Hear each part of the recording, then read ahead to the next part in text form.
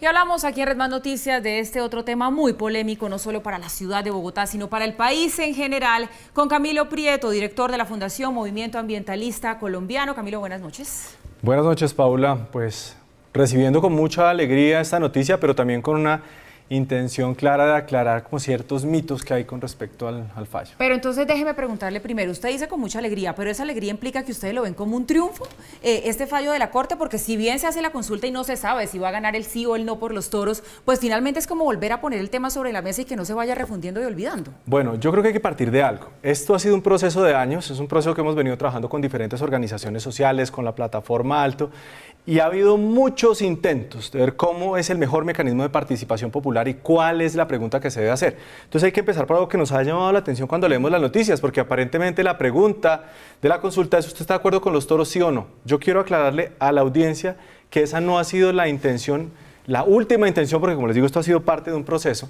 de la formulación para la pregunta.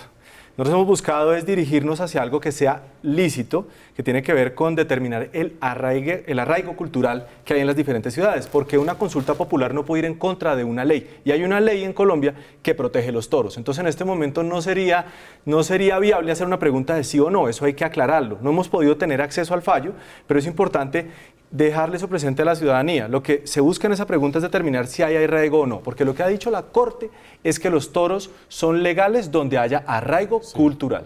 Camilo, sigamos por la vía de las aclaraciones, porque como usted bien dice, aquí el contexto lo es todo.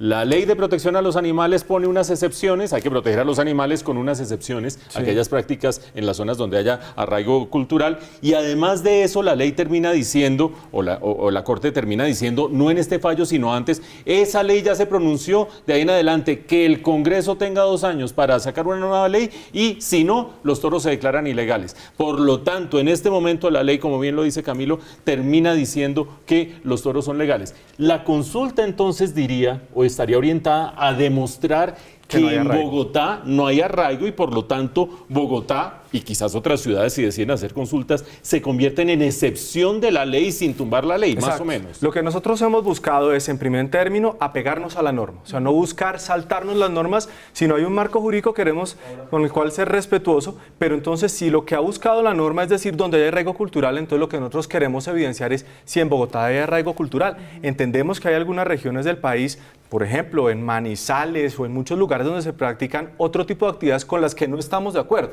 Pero el hecho de que uno no esté de acuerdo quiere decir que tenga que apelar a lo ilegal. Obviamente estamos esperando a que el Congreso pues haga un buen trabajo al respecto en este tiempo que tiene para poder sacar adelante esa norma. Pero sí es claro que a lo que se apunta es a demostrar qué tanto los bogotanos determinan como parte de su cultura la actividad taurina, no si está de acuerdo o no, porque ese referendo, fíjense que acá, aunque es una pregunta binaria de sí o no, el arraigo cultural implica mucho más variables de por medio de simplemente hacer una pregunta aplastante de sí o no. Es una pregunta más elaborada. Camilo, la Corte lo que ha dicho es que le da 48 horas al distrito para que empiece esos trámites para la consulta popular. ¿Qué saben ustedes? Cuando ya empiece todo este tema de la consulta popular, ¿pueden hacer campaña los taurinos y los antitaurinos explicando todo eso lo que usted nos está diciendo por unos y otros votos? Mira, hace parte, Paula, del ejercicio democrático. Así como nosotros queremos demostrar que no hay un arraigo cultural, los taurinos están en todo su derecho y tenemos que hacerlo dentro de un marco de respeto, y en esto creo que vale la pena el noticiero llamar a la audiencia que seamos muy respetuosos en las redes sociales y no utilizarlo como un espacio de combate, de batalla, de violencia para validar un lado o el otro, sino si vamos a demostrar una cosa, bueno, que sea con hechos y con argumentos contundentes. Y también nos demuestra que presionar al Ejecutivo, presionar al Legislativo y también al aparato judicial puede llevar a estas buenas decisiones.